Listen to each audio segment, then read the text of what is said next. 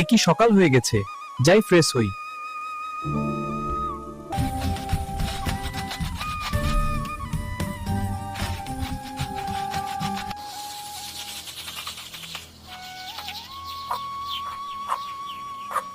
Guys, আমি একজন কৃষক।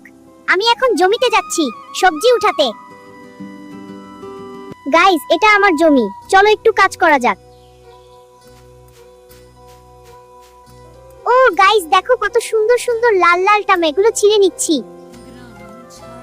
সবজি উঠানো শেষ, এখন এগুলোকে বাজারে নেওয়া যাক বিক্রির জন্য।